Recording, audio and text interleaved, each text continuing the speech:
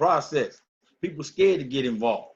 They thinking if they get involved, oh, it's going to affect them some kind of way. They might lose their job, this, and the third. So the involvement becomes not about the people. They scared. They scared of retaliation. So they saying, I ain't forget that. It ain't my family. It ain't a part. It ain't got nothing to do with me. So I'm not gonna say a word. I'm gonna let whatever happen happen.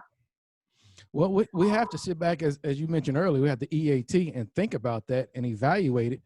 In the event people are afraid or they're fearful of getting involved, doing what's right in their own community because of retaliation, they may be forced or pressure placed upon them about economics, the loss of economics. Let's evaluate that, because I know last week when we had Elijah, your nephew, on the line with us, and you asked us straight up, and you hit us dead in the forehead. Do we have any sense? Yeah. CENTS, sense. Yeah. If we had sense, we may not allow others to put us in the state of loss due to economics. Yeah. I mean, that's the whole key.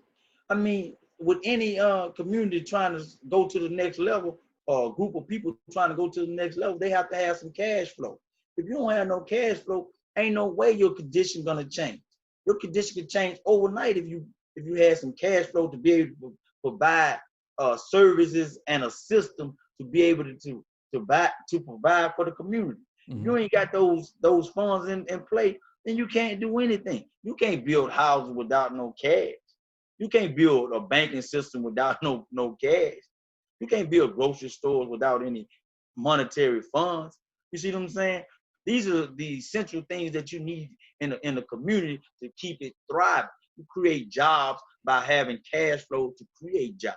If you don't have that, and when most people talking about leaders and people that, what's your agenda? Where you get the cash flow from? That's what you got. That's what need to be asked. The community need cash flow, and see that's why we so far behind. We just up from slavery.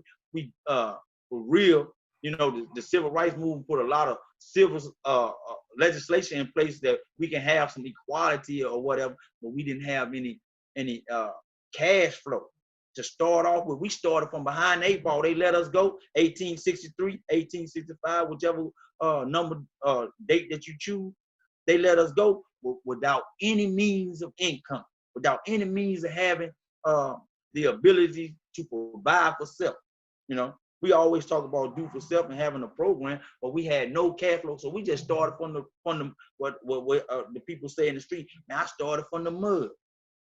But not understanding the seriousness of starting from the mud and then being able to galvanize the people around you and say, okay, let's pool our resources and let's make this thing bigger. You know, one individual gets something. Oh, I ain't sharing this information with nobody else. Now we got to share the information and provide a system so we can keep on taking that cash flow up, and up. There's only 1,000 some odd people control all the monetary cash flow in the United States. That shouldn't be happening. Yeah. Let's bring it back home so we could really break it down and evaluate it so people can actually understand it. Because I know that what you're speaking about is in the event if we don't have what is called resources, we will always be in a state of solvency, and we'll also be in a state of need. But if we started to work together to get involved on something you've mentioned years over and over and over called, I had to write it down, collective economics, group economics. You even broke it down to what you phase as something called the family savings fund or the family savings plan.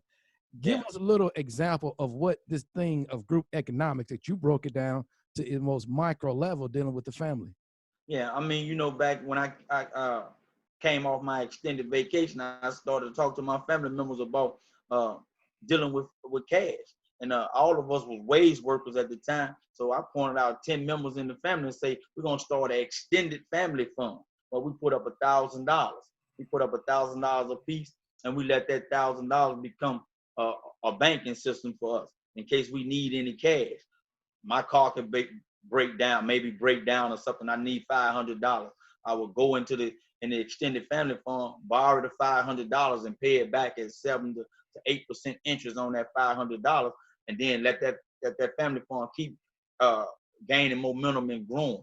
And if somebody else needed some cash flow to do something else different, and then plus sit back and think about what we can do with the cash flow to start our own business. You see what I'm saying? And each year put that $1,000 on top of the cash flow that we already have saved up, and just keep it growing.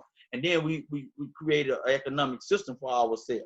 We wanted to worry about begging anybody or needing anything when something happens in the family. We already have the cash flow there. I mean, that can happen on any level with any family or any group. So you'll be able to have something to have a vested interest in, and then you work harder to grow it. Yeah. I mean, it definitely makes sense if we break it down to as small as micro level. But a lot of us, we don't really focus or think about it. Let's take things that we already participate in, and it's based upon the same theory, the same business model. Car insurance, life insurance, homeowners insurance in general is based on something that's called large numbers. A group of individuals put into a pool, and out of that pool, maybe only 10% will have to pull out. Yeah. And each month, you're always putting into this pool and always putting in. You're investing into this pool. Same thing that can happen at a micro level, like you just explained. The extended family. What is it? Extended what? Extended family fund. Right. See, but with the pools you just talked about, you never get nothing back. I paid insurance for 10 years. I got to have an accident to get something back. You know? But it's that 10% that does make the claim. Right. If it wasn't for that business model, they wouldn't be able to pull out. So the individually, you may not be able to pull out, but it's a collective effort, and that's what we got to look at. It's a collective effort.